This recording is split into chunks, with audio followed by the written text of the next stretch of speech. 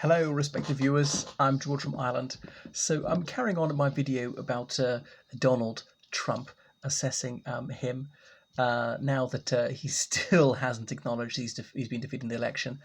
He's pumping out more of this toxic Trumpist total twaddle, saying that really he was cheated. He won the election. About half of Republican voters still believe that, staggeringly, and they'll carry that resentment forward.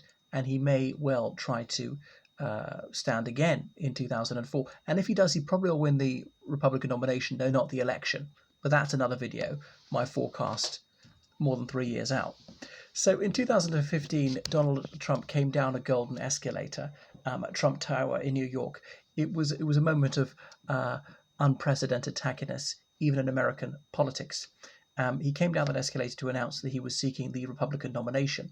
So it really set the gold standard, his gold escalator, for tastelessness and bling. So Trump is loud in every sense, a loudmouth, a blowhard. So he poses as a political ingenue, but as I said, he's not actually. He seemed an unlikely prospect, a real rank outsider. He'd never run for any public office before, though he had tried to get a campaign going to be vice president in 1988. He had numberless liabilities, so the political pundits didn't take him seriously. He was on the record for having told countless lies. He'd been successfully sued hundreds of times. So surely this was someone who's going to have to be just laughed off the political stage, as he was in 1988. But what a declension there'd been in American political lives in the intervening 27 years. So at first, his bid for the nomination was greeted with bemused mirth and skepticism. He was such a basket case. Trump didn't have a bat in hell's chance of getting it. But people underestimated his ability to channel rage politics to appeal to angry white working class people. But surely millions of people weren't moronic enough to fall for the brazen lies of a narcissistic conman. If only. Anyway, so this loudmouth loon was able to win the hearts of the Republican base. Someone with a proven track record of outrageous and utter mendacity would surely be out of question as a candidate for a major party, wouldn't he? But anyway, it's proven beyond a penumbra of doubt that Trump is an abject failure at business, as well as being utterly and shamelessly deceitful. It seemed a surefire thing that the Grand Old Party couldn't possibly embrace someone who was such a loser in every sense. Or so it seemed. So Trump told all these blindingly obvious lies almost non-stop. Right from the get-go, he was lying in his campaign. He said he would be the healthiest person ever to sit in the White House. What? So Trump at 74 versus John F. Kennedy, who was 43. I know Kennedy had his health issues, but it had 43 and 74. There's no comparison. Barack Obama, who was stick thin, that was all sinew, and played golf, also played basketball every day. George W. Bush, who went jogging and cycling every day, was in the top 1% for men his age. Bill Clinton, who jogged around Washington, D.C. every single day. And Trump was going to be healthier. I mean, that's staggering. Jimmy Carter was jogging into his 60s. Trump wouldn't walk more than 100 yards before taking a golf buggy. He binge ate junk food late at night. And he's going to be the most salubrious person ever to be president. Wow, what chutzpah. It required an outsized sense of ridiculous and staggering stupidity to believe that. But evidently, plenty of people have it. Trump banged on about not drinking. Well, actually, red wine is good for your heart. It's an antioxidant. In small quantities is ideal. The French have this terrible, greasy diet. But a bit of red wine every day counteracts that. Anyway, Trump wouldn't know that. So the Trump campaign asked for volunteers because Trump's miserliness is well documented. Even for going for the greatest prize on earth, he was still going to be parsimonious. Despite plumping to be the richest man there is, he was never going to spend a groat of his own money. He expected people to work gratis. Yeah, he'll splash the cash if it's on showing off, but if it's people working for him, he'll be as tight-fisted as possible. The Christian right form a core component of the Republican base. They're at least half the Republican base. These people profess Victorian values. They are holier than thou. They are oh so judgmental. They demand fidelity to the marital bed, personal probity, clean language, ethical conduct in business. Um, they certainly are people to moralize. But Christian evangelicals, how could they endorse a man who is as unchristlike as anyone could imagine? He's on his third wife for the moment, a man who publicly boasted about his adultery and all the rest of it, who was F-bombing through his speeches, who used to call the faithful at his rallies motherfuckers. Wow. Anyway, conspicuous religiosity is sine qua non for American politicians, but amongst Republicans, it's compulsory to voice the most antediluvian beliefs, like George W. Bush say that the jury's still out on evolution. All right, it's like the jury's still out on whether storks actually deliver babies. They like to irk rationalists, these people, by scorning scientific facts about climate change, gun violence, evolution, anything. So that's the thing about the Christian fundamentalists. They will believe anything except the truth. So many Republicans are immature enough to believe that épater la bourgeoisie is a proper ideology.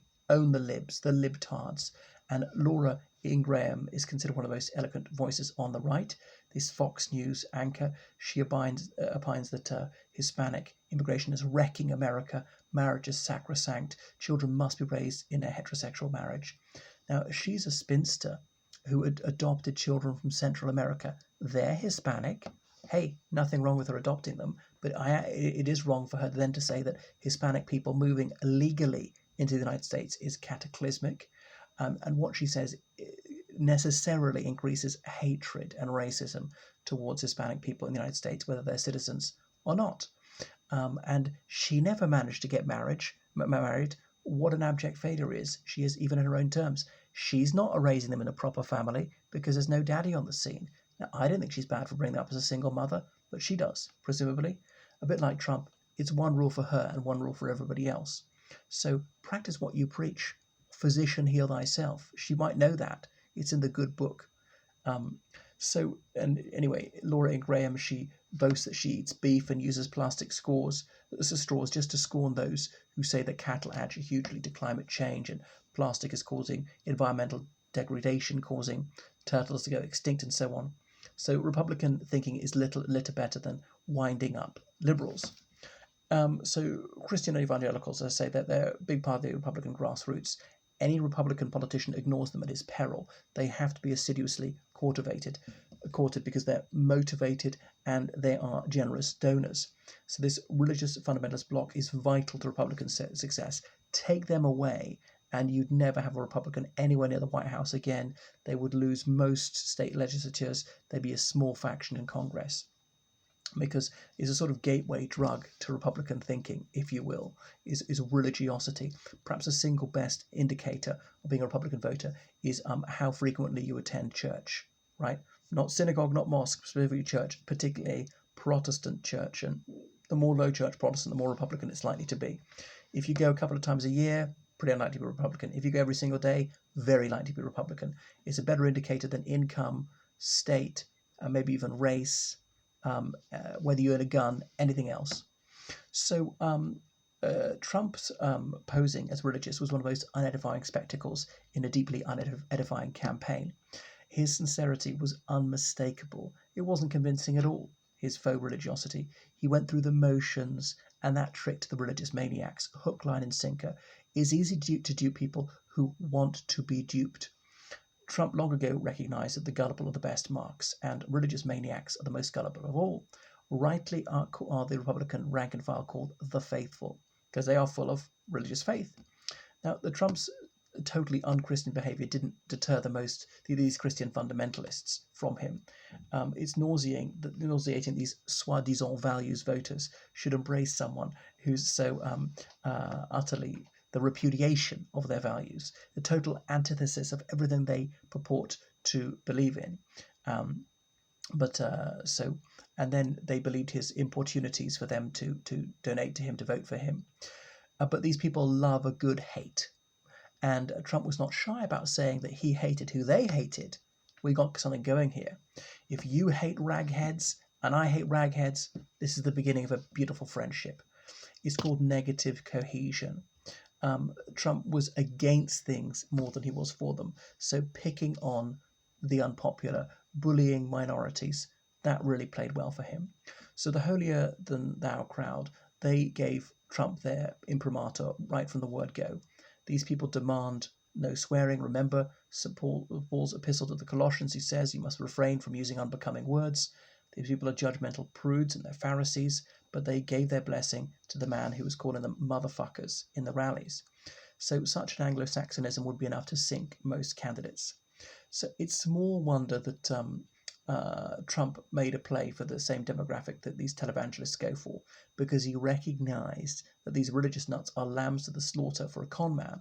He employed many of the techniques of televangelists. These are marks they're easily gulled into a false consciousness. When their beliefs are disconfirmed, they're so emotionally invested in their belief, they'll simply redouble their belief. The identity crisis that will be engendered by facing up to the fact that they've been had is something that they don't have the moral courage to deal with. That would be unbearable to think that you've been conned. So they're compelled to continue fooling themselves. So conning people of faith is as easy as clubbing a baby seal. They do your work for you as a con man. Anyway, so Trump said he would be entirely self-funding, beholden unto none. This proved to be another outright lie. His solicitation of donations followed from all and sundry. So many Republicans are totally capable of doublethink, and they're not the only people who do that. They believe that Trump was totally self-financing and that he wanted them to donate to him. So he boasted he had $10 million, but he beseeched Republicans on minimum wage to dig deep and give them their last brass farthing. And it was vile that televangelists who support Trump were telling their mentally subnormal, broke, unemployed believers to pony up. So Republicans managed to motivate people by highlighting some of the objectionable behavior of the far left. The idea that there's a vast amount of racism and that there are microaggressions from most whites, and that irks the average white American. And as Orwell said, there are some ideas that are so wrong, only an intellectual could believe them. So Trump, he pitched himself as a hyper-nationalist, and he appealed very frankly to xenophobia. This inane slogan of America First wasn't originally his. Of course, as the America First Committee in the 1930s, it was wound up just after Pearl Harbor, and it campaigned for neutrality in the event of a foreign war. Now, remember what Orwell said about nationalism is its power hunger tempered by self-deception. So Trump was a son of an immigrant and the grandson of immigrants. He was the husband of 2 immigrants, and he demonized immigrants. By marrying immigrants, he proved that there are some jobs that no American will do, no matter how well paid. So he often employed immigrants over Americans, in favored them over Americans. And his other slogan was "Make America Great Again," MAGA. So he vowed to bring back manufacturing jobs from overseas. His MAGA caps were made in, wait for it, Pakistan, the kind of country that he would execrate for being a Muslim country. So he often made his merchandise abroad. So he would rather make more of a profit for himself than employ American workers. So he patently did not believe what he said, and this did not bother his illogical or asinine supporters. He never practiced what he preached. So his speeches were usually a tissue of totally transparent lies that spilled from his slavering maw. They were replete with non sequiturs, solecisms, malapropisms, all sorts of mispronunciations and grammatical infelicities and disagreements. So this nonsense, it won the hearts of the Republican base. His folksy frontier gibberish struck many people as refreshingly authentic, but he was not unspun. This apparent candor was juxtaposed with as many outright lies. I mean, to some extent, he's obviously telling his audience what they want to hear. It's not what he believed a few years ago. There was a blatant electoral calculation went into what he said. Now, I mean, that's usually the case, but in his case, his shape-shifting was even more blatant than it was in the case of an average candidate. He sought to de-emphasize his New York City background. The city is a den of iniquity, as far as many people in the heartland are concerned. It's like Woody Allen said in one of his films, that the rest of the country believes we're homosexual, communist, Jewish, atheist pornographers. Anyway, So Trumpism is too jejune to be classified as an ideology.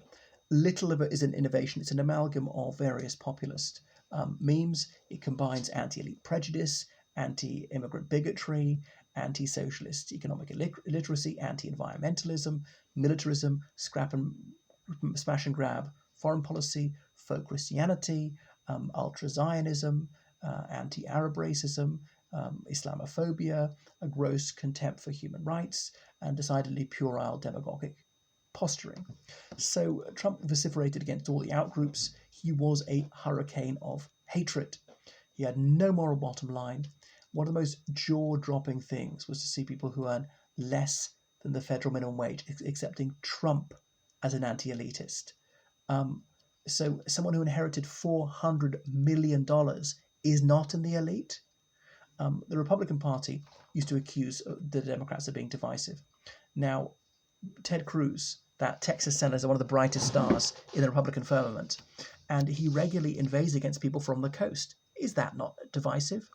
Trump is from New York City, which, in case Cruz doesn't know, is on the coast. Texas is also on the coast, in case Ted Cruz has never seen a map. And for many conservatives in the United States, New York City is the root of all evil.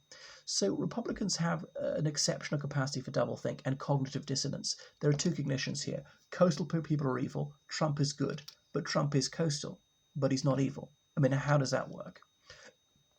So Trump, he really convinced many Republicans by demanding a total and complete shutdown on Muslim immigration.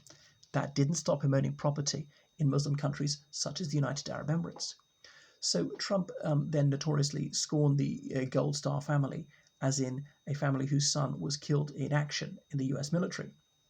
They were Pakistani Americans who'd suffered the death of their son fighting in American uniform. So it seemed that Trump might run afoul of America's reverence for its military, but publicly insulting people was a mere speed bump for his candidacy. And astonishingly, like the American Legion didn't come out and denounce him for saying something which is utterly traitorous. His was crass enough to say that he'd made similar sacrifices to that family because he paid for health insurance for his workers. He was legally obligated to pay that. So, I mean, paying people who are working for you is the same as getting killed at the age of 22. Wow. And he wasn't being facetious. It's like he believes it. He said that in an interview with George Stephanopoulos. So Trump was an outspoken advocate of pollution. And most Republicans deny indisputable facts in relation to climate change. And it comes to a pretty pass when we have to keep restating the plain truth. And we're still not believed about climate change. Trump said he was against NAFTA, for example. So he wanted more manufacturing jobs in the US. Trump was, as I said, was paying Muslims, foreign Muslims, rather than non-Muslim Americans.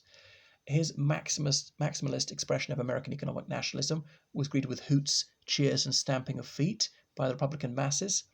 But beyond wanting to end NAFTA and bringing back jobs, he didn't adumbrate any other economic policy. Other candidates have very carefully figured out costed policies. They proffer a menu with prices. They strive to ensure that it will withstand an academic level of scrutiny.